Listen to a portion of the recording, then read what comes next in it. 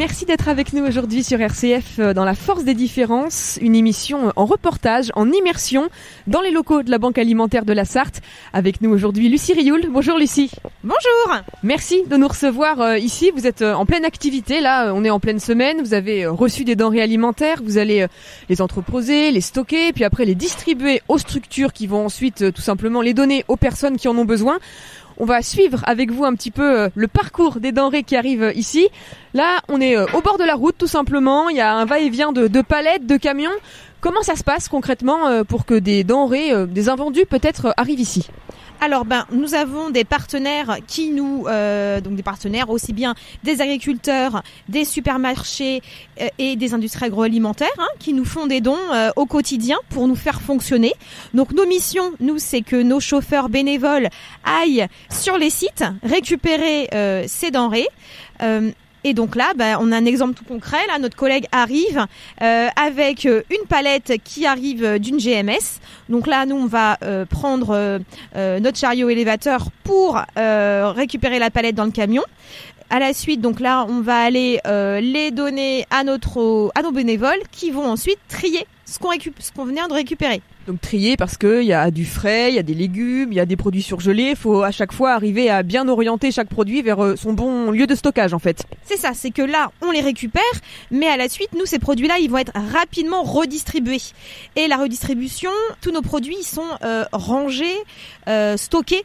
On a une partie zonage de produits secs, comme on l'a indiqué, de produits frais, de produits surgelés. Et au sein même de chaque famille, au sein même, par exemple, si on prend là sur les produits secs, on va avoir le riz, les pâtes, les conserves qui vont être dans des rayonnages différents. Puisqu'ensuite, là, on va aller voir à la suite comment nos bénévoles font des commandes. On va aller alors à la rencontre d'un de ces chauffeurs bénévoles ici à la Banque Alimentaire. Bonjour, monsieur. Est-ce que vous voulez bien, s'il vous plaît, vous présenter, nous expliquer un petit peu vos missions ici aujourd'hui ? Jean-Yves, et puis je suis bénévole ici depuis le mois de septembre 23, et puis c'est tout, je suis chauffeur. Donc chauffeur, ça veut dire que vous faites quoi en fait en termes de tournée ? C'est quoi votre mission ? J'ai pas de tournée fixe, on fait des tournées de ramasse qu'on appelle, c'est-à-dire qu'on va dans les magasins, on récupère ce qui ne les a vendus, enfin ce qu'ils veulent pas, ce qu'ils peuvent pas vendre, et puis je fais aussi des livraisons. C'est-à-dire qu'on va livrer certaines associations et on les livre en produits d'ici. C'est-à-dire que ce matin, vous êtes allé où ? Vous allez aller où aujourd'hui ? Alors, les villes. On a été dans un grand frais sur la route de Sargé. Il y a un grand frais, on a été récupérer des fromages qu'ils nous donnent. Après, on a été à Monoprix en centre-ville. Pareil, récupérer des produits qu'on a amenés ici. Ici, ils vont être triés, dispatchés pour donner aux associations. Et cet après-midi, enfin tout à l'heure, en fin de matinée, on va recharger le camion pour aller faire des livraisons à l'épicerie et étudiants à la fac. Voilà. Alors, ça vous prend combien de temps par semaine d'être ici à la Banque Alimentaire ? Je suis là tous les jours. Mauvais exemple. Non, oui. Ça m'occupe, quoi. Je suis en retraite et donc je suis là le lundi, mardi. Pas le mercredi, je me garde ce jour-là. Jeudi, vendredi. Quand c'est autour du Mans, ça va pas loin. Je fais des fois des livraisons à Tours. Là, c'est un peu plus long. Puis c'est d'autres banques alimentaires de Tours. Vous disiez que vous êtes bénévole ici depuis septembre. Pourquoi est-ce que vous avez choisi de donner votre temps ici et pas ailleurs ? J'étais déjà ailleurs avant. Et puis, à cause de mauvaises ententes avec un dirigeant, j'ai laissé tomber. Je suis venu ici. Et ici, je m'entends bien avec les dirigeants. Qu'est-ce qui vous plaît ? Qu'est-ce qui vous touche à la Banque Alimentaire en fait en termes de... La camaraderie, puis de voir du monde, quoi. Et puis de s'occuper. On peut pas. Je suis encore alerte, donc j'en profite. Et puis voilà. Et puis de faire et puis de se rendre utile, quoi. Pour rester devant la télé toute la journée, ça va un peu. Ou jardiner, c'est pas mon truc. Donc voilà. Merci beaucoup. De rien. Et bon courage à vous. Merci bien, c'est un plaisir. Vous parlez de dons, de tout ce que les structures avec lesquelles vous travaillez vont tout simplement réussir à dégager parmi leur stock qui n'est pas vendu pour vous le donner à vous. C'est quelle quantité de denrées que vous obtenez à la semaine, à la journée, au mois ? C'est difficile d'évaluer ? Alors oui, c'est difficile parce que c'est très aléatoire d'un mois sur l'autre. On va avoir des mois qui vont être beaucoup plus propices aux fruits et légumes. Par exemple, là on voit sur juin-juillet, on a beaucoup plus de fruits. Après, ça va aussi dépendre des opportunités. Après, on distribue par an 900 tonnes de denrées. Donc là déjà ça permet déjà de rendre un petit peu compte de tout ce qu'on peut distribuer. Et les demandes continuent à augmenter. Donc là quand je vous dis 900 tonnes, c'était le chiffre de l'année dernière, mais sur cette année, là 2024, on sera sur plus. et on fait toute une démarche pour récupérer de plus en plus de denrées pour répondre aux besoins de nos associations, de nos partenaires et donc répondre aux besoins des bénéficiaires. Vous parlez de 900 tonnes, ça c'est pour la quantité de denrées que vous redistribuez, mais est-ce que c'est possible d'évaluer le nombre de personnes au total que vous aidez sur la Sarthe ou là c'est vraiment compliqué? Alors non, on sait que là, nous sur 2023, on a pu aider donc 17 000 personnes. Sachant que l'année d'avant, nous étions à 13 500 personnes. Donc là, vraiment, il y a eu un pic entre les 2 années. Vous savez comment on peut expliquer peut-être un peu cette hausse? On pense à l'inflation, le contexte, tout ça, ou il y a d'autres paramètres qui entrent en ligne de compte? Voilà, oui, c'est l'inflation, c'est le prix de l'énergie qui augmente énormément, c'est toutes les crises après Covid. Il y a quand même beaucoup de chamboulements, on le voit bien. Bon, le principal, effectivement, c'est déjà le prix des denrées qui ont explosé. Donc là, de plus en plus de personnes n'arrivent plus à s'en sortir et sollicitent des structures partenaires. Justement, Lucie, on va aller voir un petit peu de plus près ce que vous avez pu récupérer. Alors là, on est devant une énorme palette. Il y a un petit peu de tout. Qu'est-ce qu'on a là-dedans? Essentiellement des produits secs? Alors, ça va être des fruits, des légumes, des yaourts, du fromage, de la charcuterie. Donc là, c'est le petit coin frais. Et puis, il y a aussi des conserves, des biscottes. Vous voyez, c'est assez varié. Donc après, là, c'est parce que ça arrive d'une grande surface. Donc là, c'est varié. Par contre, quand ça arrive d'une industrie agroalimentaire, là, c'est la même famille de produits. Par exemple, on a un partenaire qui nous fournit de la viande. Là, c'est une palette que de viande, uniquement de viande. Voilà, donc ça va être vraiment variable. Mais là, ce que vous voyez, c'est vraiment, ça arrive d'une grande surface, donc c'est complètement varié, avec plein de produits diversifiés. C'est des produits qui vont être en date courte, qui vont être entre guillemets sur la viande dans les bas morceaux, où vous allez avoir quand même des morceaux de bonne qualité qu'on peut avoir assez cher dans le commerce habituellement. En gamme de produits, c'est comment? C'est un panel de produits très très très diversifié. On a toutes sortes de produits parce qu'on a la chance d'avoir des partenaires qui jouent aussi le jeu. Et puis nous, on est attentifs aussi à ça. On indique bien c'est un partenariat qui joue à deux. C'est pour nourrir les gens, c'est pour aider des gens. Et on est vraiment attentif à ça et à cette dimension sociale en se disant est-ce que ça vous le mangerez quoi. Ça on sensibilise aussi nos fournisseurs par rapport à ça. Donc bien sûr les dates, c'est le jeu en fait de notre métier, c'est de jongler avec des dates notamment sur le frais où on va être sur des dates assez courtes, mais on peut avoir des dates à 15 jours, 3 semaines, ça arrive régulièrement, on a quand même ce laps de temps. Après, on peut avoir des produits sur 2-3 jours, mais ça, on a déjà des schémas, nos partenaires sont au courant de ce délai-là. En fait, voilà, on est habitué à travailler rapidement. Après, sur les produits secs, on a plus de marge et l'ensemble de nos structures partenaires sont formés sur une formation que nous appelons TASA, qui s'appelle Tous acteurs de la sécurité alimentaire et qui permet d'être, formés sur jusqu'à quelle date on peut aller par rapport à une date indiquée sur une boîte de conserve ou sur un paquet de brioche. Donc ça, on sensibilise les gens et quand ils deviennent partenaires chez nous, ils sont au courant de ces règles-là. Donc les bénéficiaires également. Donc on va avancer un petit peu, Lucie. On va aller dans ce grand hall, ce grand entrepôt. Alors c'est vaste, oui, ça nous permet de pouvoir travailler sereinement puisque nous fonctionnons aussi beaucoup en arrivage. Quand on a des arrivages, on peut avoir 10, 15, 20 palettes. Donc on doit pouvoir aussi asseoir ça et on a besoin aussi de volume. Là, on cherche aussi du volume pour répondre aux besoins de nos partenaires. On était sur des anciens bâtiments sur lesquels nous avions un problème de place. Donc le choix de cet entrepôt-là répondait bien au cahier des charges de nos réels besoins. On a également un entrepôt secondaire puisque cette capacité de stockage n'est pas encore suffisante par rapport aux opportunités de dons qu'on peut avoir. Voilà, et ça c'est hyper stratégique aussi, c'est de pouvoir répondre quand on a une possibilité de don, quelqu'un qui nous appelle en disant on peut avoir 10 ou 15 palettes, on peut difficilement dire non pour un problème de stockage. Donc à nous de trouver aussi des plans pour nous permettre de pouvoir stocker ailleurs. Donc on a un entrepôt secondaire qui est pas très loin d'ici et on a également des entrepôts professionnels sur lesquels on sous-traite qui nous permettent de nous soulager par rapport à des produits surgelés aussi qu'on stocke avec un partenariat très intéressant pour nous dans d'autres structures. Donc là vous avez parlé du surgelé, Lucie. On sait qu'il y a aussi les produits, en frais classiques. Vous avez donc 2 chambres froides. Il y a une chambre froide en négative à -21, un grand frigo avec tout simplement les fruits, les légumes, les yaourts classiques. Et là, on est vraiment dans l'entrepôt épicerie sèche, en fait, c'est ça? Est-ce qu'on peut faire un tour un peu plus détaillé? Je vois qu'il y a des numéros aussi. À quoi ça correspond tout ça? Alors, tous nos produits sont rangés par famille de produits. Sur chaque famille de produits, donc, ils ont un matricule qui est commun à toutes les banques alimentaires. C'est mis en place par notre fédération. Et donc, nous, sur chaque rack, effectivement, nous avions mis le premier chiffre du code. Vous voyez, on peut avoir sur le code 0, nous allons avoir le chocolat, les biscuits sucrés, les biscuits salés, les biscottes, la viennoiserie.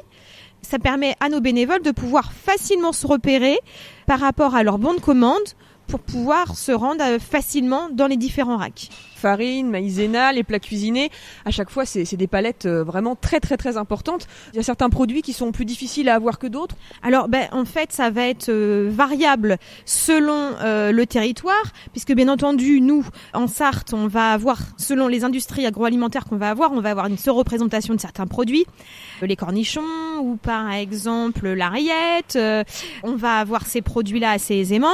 Pour avoir de la brioche, de la viennoiserie, on est en partenariat avec nos collègues de la Vendée qui ont beaucoup de viennoiseries et avec lesquels on va pouvoir troquer, quoi. Voilà, c'est aussi comme ça que ça se passe. C'est-à-dire qu'on est riche chacun dans nos régions, dans nos départements, et on a cette couverture réseau de solidarité en disant nous, si on a une surreprésentation de produits, on va les donner aux voisins et qui va nous permettre après de bénéficier aussi de, entre guillemets, si on peut dire, du surplus de nos voisins. Bien entendu, on est quand même aussi attentif à respecter le camembert nutritionnel, c'est-à-dire c'est de mettre en place des moyens d'action pour récupérer plus de fruits, plus de légumes, distribuer moins de produits transformés. On est toujours sensible à chaque don et on a besoin de tout en fait, mais par contre on a vraiment un travail sur l'alimentation variée, diversifiée et permettre aussi aux gens d'avoir le choix. Donc ça c'est hyper important pour nous. Donc là, on l'a dit, il y a pas mal de rayonnage. Ce qui est intéressant aussi, on va aller avec vous, Lucie, tout au bout. Là, c'est des rayonnages FSE, c'est des denrées européennes. Donc ça, c'est un système que nos auditeurs connaissent peut-être pas forcément. Est-ce que vous voulez bien nous expliquer en quoi ça consiste ? Alors, ces produits qu'on appelle européens, les anciens FEAD, FSE, ce sont des subventions européennes qui sont octroyées aux associations, notamment d'aide alimentaire. Avec ces fonds sont achetés des denrées, donc qui sont suivis et qui donc à la suite sont distribués comme l'ensemble de nos autres denrées. Vous avez quoi par exemple en rayon là si on s'approche ? On a du thon, on a des sardines, on a de l'huile, on a du lait. On a du café, on a également un peu d'hygiène, on a des serviettes hygiéniques.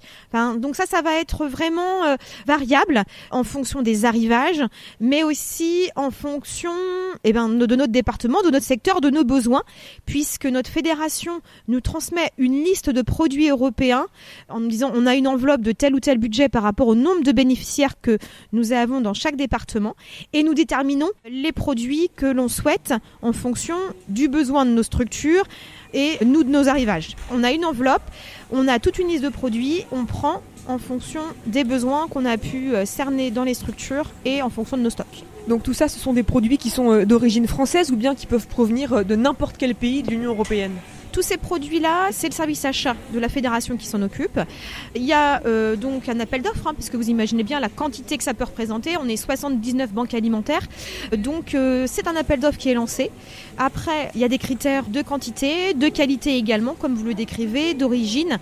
Donc ça passe sur la loi des marchés publics en fait, tout simplement. Après, du fait des quantités demandées, effectivement, c'est des grosses structures qui peuvent y répondre puisque, je vous dis, on est 79 banques alimentaires. Là, c'est vraiment des quantités phénoménales. Ça se compte en tonnes ou en dizaines de tonnes, j'imagine. Vous aviez parlé, Lucie, là, évidemment, de la traçabilité, des contrôles qui existent, mais en fait, pour l'ensemble des produits que vous allez ensuite redistribuer dans les structures, on pense au CCAS, par exemple. Là, pareil, il y a vraiment un vrai suivi avec des bons de commande, etc. Vous nous avez montré un. Est-ce qu'on peut savoir un peu comment ça se passe ?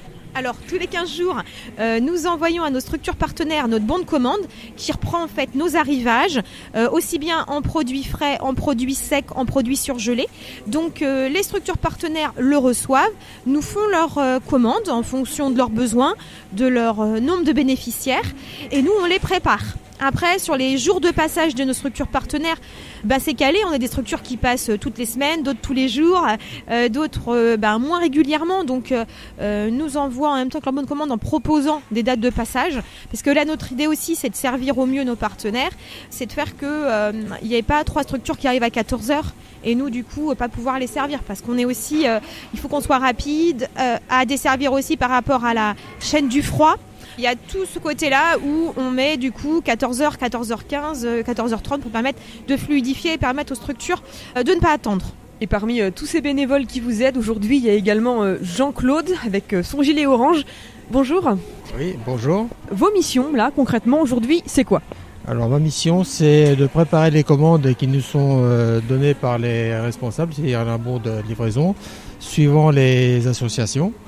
Donc on a respecté effectivement tout ce qu'il y a en commande indiqué sur cette feuille pour les produits européens pour commencer, et ensuite tout ce qui est produit de collecte qui est livré au kilo. On a du café, on a des petits pots pour bébés, on a des jus de fruits, de la charcuterie. Ah, c'est totalement divers et varié effectivement.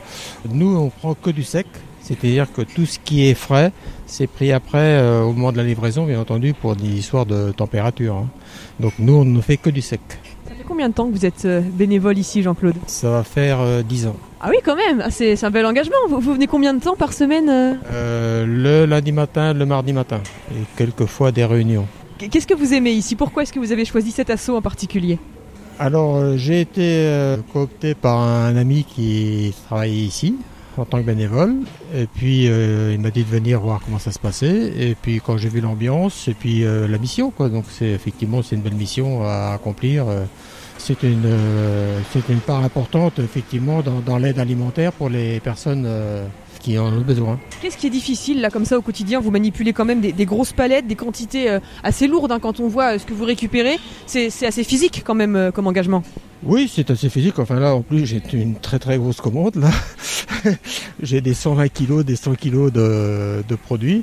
Mais effectivement, c'est de la manipulation. Mais on a des petits chariots qui nous aident pour faire les poids avec une bascule. Et ça, effectivement, en ergonomie, c'est important parce que c'est vrai qu'effectivement, on a tendance à porter beaucoup de poids, quoi. Ça a développé chez vous des compétences particulières de venir comme ça aider la banque alimentaire ? Compétences, moi je travaille dans l'industrie, donc j'ai fait 40 ans de fonderie, donc effectivement ça n'a rien à voir par rapport effectivement à ce que je fais là ici. Donc oui, c'est une nouvelle compétence par rapport à une découverte de livraison de produits alimentaires. Je n'imaginais pas la quantité donnée par semaine et par an en aide alimentaire rien que dans la Sarthe. Lucille nous disait que ça a beaucoup évolué. Vous observez, vous aussi, dans votre travail, qu'il y a plus de denrées à donner, plus de besoins, en fait ? On le voit bien parce que d'année en année, au manque de produits à livrer, dès qu'on fait les collectes, effectivement, là, ça nous apporte beaucoup de produits à livrer. Mais là, 10 ans, ça nous faisait presque l'année. Et maintenant, c'est 6-7 mois, quoi, donc pas plus, quoi. Donc maintenant, il y a une collecte du printemps qui complète un peu plus, et heureusement, parce que sinon, on aurait effectivement un manque de produits à livrer par semaine, quoi. S'il y a des bénévoles qui sont prêts à venir, on est toujours prêt à les accueillir. Il y a Lucie qui se démène corps et âme pour trouver des bonnes volontés des bénévoles. Et c'est vrai que c'est un peu difficile de trouver des bénévoles à temps plein, quoi. Donc effectivement, c'est ça, trouver des bénévoles. Quelles sont les associations que vous attendez aujourd'hui ici ? Ben là, vous voyez, on a notre collègue de Tarmac là qui vient récupérer ses palettes. Elle récupère donc pour 2 structures. Il y a là mon collègue est parti livrer Emmaüs. Voilà, ça peut être vraiment très varié selon les journées. Le gros pic d'activité quand même, vous ici, c'est toute l'année où il y a quand même des moments. On pense par exemple aux collectes de fin d'année. Là, j'imagine, vous avez une quantité de denrées qui arrive qui est encore plus conséquente que ce que vous avez d'habitude. Alors oui, bien entendu, puisque au moment de la collecte, on va récupérer entre 8 et 10% de tout ce qu'on va distribuer tout au long de l'année. Donc c'est vraiment un moment clé pour nous, très stratégique. Après, sur l'activité, effectivement, le début de semaine, le lundi et mardi, ça va être le gros pic d'activité puisque nos principaux partenaires passent sur ces journées-là, puisqu'ils distribuent, eux, tout au long de la semaine. Mais on est aussi dans l'anticipation, donc on va dire que le lundi et le mardi, on a beaucoup plus de passages de structure. Par contre, tout au long de la semaine, on va préparer les commandes, notamment le sec qu'on peut anticiper. Il y a toute la partie tri, puisque là, on peut aussi avoir des partenaires qui nous donnent des caisses, palettes, sur lesquelles c'est vraiment, c'est des choses qui sont triées, par exemple dans des GMS, des choses qui sont triées, évincées du circuit. Là, vous avez tout un panel de produits et c'est prendre produit par produit pour les ranger, quoi. Mettre la charcuterie ensemble, mettre les boissons ensemble. Donc là, c'est énormément de travail. Et ça, donc on a toujours un flux d'activité important. Mais il y a tout aussi de la partie tri. Les fruits et légumes qu'on a pu trier à un moment donné va être retrié 2 jours après parce qu'on a pu avoir un fruit qui s'est abîmé. Et ça, on est attentif aussi à faire attention à ce qu'on distribue. Merci beaucoup Lucie Rioul-Robert pour votre accueil aujourd'hui dans les locaux de la Banque alimentaire de la Sarthe au Mans. Et si nos auditeurs ont envie d'en apprendre un petit peu plus sur vos actualités ou peut-être de se mettre à leur tour au service de cette cause, on leur propose d'aller sur votre site ba72.banquealimentaire.org. À bientôt, merci. À très bientôt, merci à vous.